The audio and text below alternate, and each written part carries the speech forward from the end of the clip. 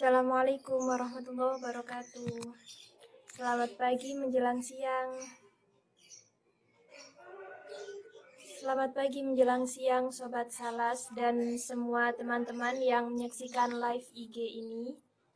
Jadi, pada kesempatan kali ini kita akan berkolaborasi dengan Gizi Inspirasi dengan pemateri Kak Nelda. Oke, sebelumnya kenalkan dulu, nama saya Nuroh. Tapi biasanya kalau di Salas, panggilannya Kak Binbin.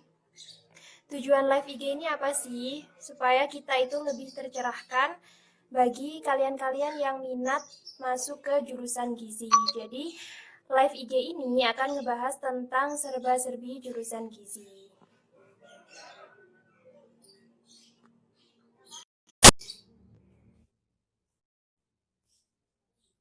Nah, aku kenalkan dulu nih ya profil pematerinya. Jadi di sini nanti ada Kak Nelda, Kak Nelda Watiningrum, STRGZ, Sarjana Terapan Gizi di Politeknik Kesehatan Kemenkes Semarang, jurusan Gizi. Kak Nelda ini tinggalnya sekarang di Batam, Kepulauan Riau. Ya bergabung ya Kak Nelda. Ya, Assalamualaikum, selamat pagi. Ya.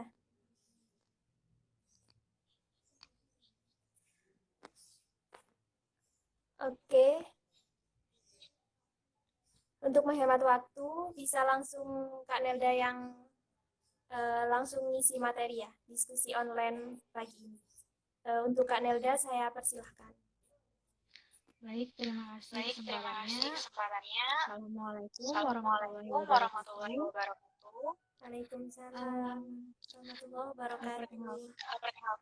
Perkenalkan, nama saya Nelda, saya perwakilan dari Gizi Inspirasi. Mungkin beberapa teman-teman ada yang masih belum tahu apa itu inspirasi. Gizi Inspirasi ini adalah komunitas yang bergerak di bidang edukasi gizi, baik gizi klinik, gizi masyarakat maupun gizi olahraga. Biasanya aktivitas kami ini lebih banyak di sebagian besar di Instagram.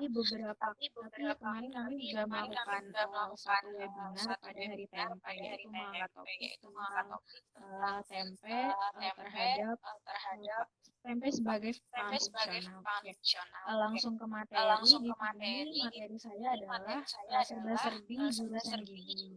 Nah, saya belum bekerja sebagai ahli gizi, tapi di sini saya lebih membahas bagaimana jurusan gizi itu dan seperti apa yang kita pelajari di jurusan gizi. Oke, jurusan gizi itu mungkin beberapa masih ada yang awam. Jadi untuk jurusan gizi itu di sini akan mempelajari mengenai pengaruh dari makanan terhadap pengaruhnya terhadap metabolisme tubuh. Nah, di sini mulai dari komposisi makanan itu sendiri, apa sih kandungan yang ada di dalam makanan itu, sampai mulai dari kita makan sampai nanti akhirnya di bagaimana akhirnya di seluruh saluran pencernaan kita sampai ke akhir. Selain itu, di sini juga mahasiswa gizi akan mempelajari bagaimana mengolah pangan agar tidak hanya enak dan menarik, tapi juga dapat menunjang kesehatan, kemudian menjaga kandungan gizinya dan tidak menimbulkan penyakit serta aman untuk dikonsumsi. Selain itu, diajarkan juga untuk mengetahui bagaimana atau seberapa sih kebutuhan gizi untuk setiap kelompok bahkan sampai ke individu, karena pada dasarnya setiap kelompok usia ataupun beberapa orang memiliki kebutuhan yang berbeda-beda tergantung dari kebutuhan fisiologinya masing-masing. Misalnya untuk balita tentu saja berbeda dengan remaja sampai ke lansia. Terus selanjutnya kemudian akan diajarkan bagaimana menghitung berat badan ideal, kemudian memahami komposisi tubuh. Selain itu yang sering sering dilihat oleh teman-teman itu ahli gizi di rumah sakit, itu juga kita akan belajar bagaimana untuk pengelolaan pangan bagi pasien di rumah sakit untuk mendukung bagaimana agar mencegah keparahan penyakit, kemudian membantu menunjang kesehatannya itu sendiri. Kemudian mungkin ada yang bertanya-tanya apa aja sih Kak yang kita pelajari selama belajar di jurusan gizi. Jadi itu untuk seperti mata kuliah lainnya, di 2 semester pertama itu biasanya kita masih belajar tentang mata kuliah dasar, Indonesia, bahasa Inggris.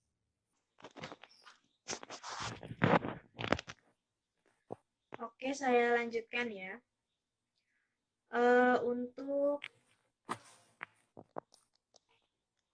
2 semester pertama biasanya kita masih mempelajari mata kuliah dasar. Jadi biasanya untuk beberapa jurusan juga biasanya masih mempelajari mata kuliah dasar seperti bahasa Inggris atau bahasa Indonesia, kemudian ada juga kewarganegaraan. Tapi untuk dasar untuk gizinya sendiri itu sudah masuk juga di semester 1 dan 2 ini seperti ilmu pangan dasar, ilmu gizi dasar. Kemudian untuk yang bertanya-tanya Kak, ada kimia dan fisika nggak sih di jurusan gizi? Nah biasanya beberapa orang yang mungkin merasa takut dengan beberapa pelajaran ini mungkin bertanya-tanya. Nah untuk kimia fisika sendiri di jurusan gizi, untuk kimia masih ada karena kita nanti sampai beberapa semester masih mempelajari mengenai kimia pangan, kemudian ada biokimia juga. Jadi kimia itu masih ada, cuma untuk fisikanya sudah tidak dipelajari di jurusan gizi ini. Kemudian untuk semester selanjutnya nanti akan diperdalam lagi seperti kimia pangan, kemudian ada terapi gizi medis, kemudian ada juga mikrobiologi pangan, teknologi pangan. Jadi bagaimana mengelola pangan itu dari bahan mentah, kemudian menjadi makanan, dan bagaimana supaya sampai di tubuh itu nilai gizinya masih terjaga, kalau bisa malah ditingkatkan. Contohnya seperti melalui fermentasi begitu ya, karena ada beberapa zat gizi yang kita dapatkan selama proses fermentasi tadi. Kemudian juga kalau untuk di akhir sama seperti mahasiswa jurusan lain, kita akan mulai PKL, kemudian juga skripsi. Nah, untuk PKL-nya ini sendiri biasanya ada di klinik, kemudian di masyarakat. Kemudian untuk keahlian apa sih yang akan kita dapatkan selama di jurusan gizi ini? Nanti kemampuan yang akan dilatih itu lebih ke kemampuan untuk berkomunikasi, kemudian melakukan analisis, untuk meneliti, berpikir rasional dan terstruktur, kemudian problem solving, kemudian bekerja secara tim maupun individual. Nah, apa manfaatnya? Kalau kita tahu di jurusan gizi ini nanti akan ada namanya konseling gizi. Nah, di konseling gizi ini nanti biasanya kita akan melakukan edukasi secara interpersonal, di mana di sini kita akan sangat dibutuhkan kemampuan untuk berkomunikasi dengan klien kita, di mana kita harus bisa membuat klien itu nyaman berkomunikasi dengan kita untuk bisa menggali masalah gizi yang dialami, kemudian untuk membantu pasien untuk mengenali masalahnya, kemudian menentukan solusi yang bersama-sama menemukan solusi yang bisa dilakukan untuk mengatasi masalah gizinya sendiri. Kemudian, apakah jurusan gizi itu hanya masak? Tentu saja tidak. Jadi, tidak hanya masak-memasak. Memang beberapa mata kuliah di gizi ini mengajarkan praktikum memasak di lab kuliner. Kemudian ada beberapa mata kuliah juga yang mengajarkan kita untuk pertama menganalisis kebutuhan, kemudian setelah dianalisis kita akan menentukan menu yang cocok untuk kebutuhan tersebut, kemudian nanti akan dipraktikkan di lab. Contohnya itu seperti gizi kuliner. Kemudian ada juga terapi gizi medis, itu kita diajarkan untuk mempersiapkan menu yang cocok untuk kasus yang diberikan. Kemudian nanti ada juga teknologi pangan, di mana kita akan belajar bagaimana mengelola pangan menjadi sesuatu yang lebih menarik dan digital. Kemudian untuk waktu yang dibutuhkan untuk menyelesaikan kuliah gizi, jadi di jurusan gizi ini ada D3, D4, dan kemudian S1, dan juga ada program kemudian ada juga program profesi. Nah, untuk D3 sendiri sama seperti jurusan lain, diperlukan waktu 3 tahun, kemudian D4 dan S1 itu 4 tahun. Nah, untuk diploma 3 dan diploma 4 ini adalah termasuk sekolah vokasi, di mana untuk perkuliahannya sendiri lebih banyak porsi untuk praktik, sedangkan untuk S1 ini porsinya lebih banyak untuk menganalisis teorinya. Kemudian kampus yang menyediakan jurusan gizi. Untuk saat ini sudah banyak kampus yang menyediakan jurusan gizi, sehingga lulusan gizi juga bisa ditemui di beberapa kampus, seperti di universitas, di beberapa universitas misalnya ada UI atau UGM, kemudian ada Undip, atau ada beberapa univ lain seperti ada Unrio, ada Alma-Ata, kemudian untuk ada Poltekkes juga. Poltekkes saya rasa di beberapa Poltekkes sudah tersebar ya di beberapa daerah di Indonesia, dan jurusan gizinya juga sudah Poltekkes ini. Kemudian ada juga di Institut Pertanian Bogor, dan masih banyak lagi kalau kita mau cari tahu. Banyak sekali universitas yang menyediakan jurusan gizi. Kemudian ahli gizi itu, lulusan gizi itu akan bekerja sebagai apa? Kemudian berdasarkan Peraturan Menteri Kesehatan Nomor 26 Tahun 2013, jadi ahli gizi itu adalah orang yang telah lulus pendidikan gizi dengan ketentuan sesuai peraturan perundang-undangan.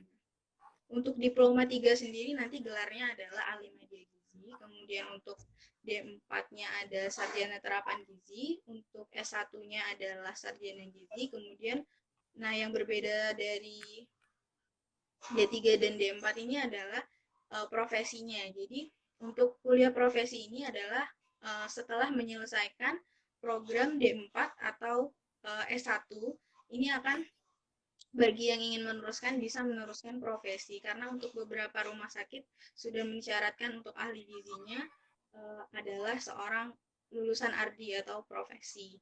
Nah, untuk Ardi ini sendiri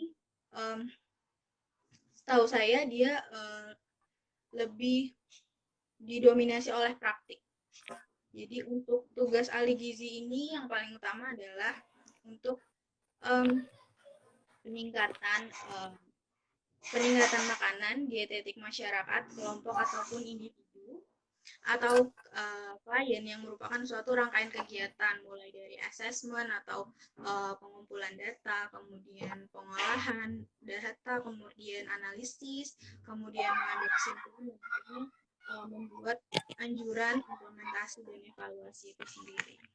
Nah, untuk kebutuhan ahli gizi di Indonesia itu masih terbuka luas sekali. Jadi masih banyak daerah yang masih bahkan di puskesmasnya sendiri belum memiliki ahli gizi yang benar-benar lulusan dari gizi. Jadi untuk peluang kerjanya masih sangat luas sekali, dan tidak hanya di puskesmas dan di rumah sakit, tapi juga bisa bekerja di perusahaan sebagai quality control atau sebagai nutrisionis, kemudian bisa juga di catering diet. Jadi peluang ahli gizi masih cukup terbuka lebar buat teman-teman yang tertarik untuk jurusan gizi. Kemudian terakhir mungkin manfaat belajar gizi sendiri itu sangat banyak sekali, dan bisa langsung dipraktekkan di kehidupan sehari-hari. Contohnya ketika kita mengetahui manfaat gizi itu sendiri, manfaat paling dasar itu kita bisa mengelola pola makan kita sendiri. Apa sih makanan atau pola makan yang baik untuk menjaga kesehatan kita dan keluarga kita, untuk menjaga orang-orang tersayang. Kemudian kita juga bisa membantu pasien untuk mempersiapkan pola makan yang dapat membantu menunjang kesehatan dan mencegah keparahan penyakitnya. Kemudian untuk di masyarakat sendiri, kita tahu posyandu. Nah, di situ ahli gizi cukup berperan untuk membantu ibu hamil, kemudian ibu balita ataupun lansia untuk memahami seberapa pentingnya itu gizi bagi kehidupan, kemudian untuk menjaga pola makan, kemudian memahami masalah gizi dan bagaimana untuk mencegah dan bagaimana untuk mengatasinya. Mungkin saya rasa itu dulu cukup dari saya. Kita lanjut ke tanya jawab. Saya kembalikan kepada Kak Nurul.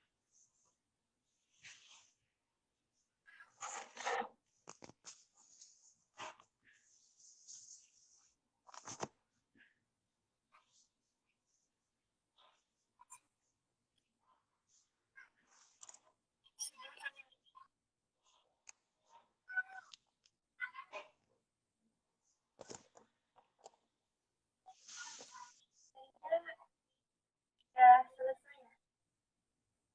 Sudah.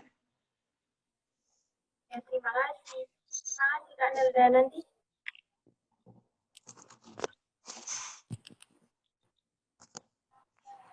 langsung sesi tanya jawab aja ya Kak Nelda.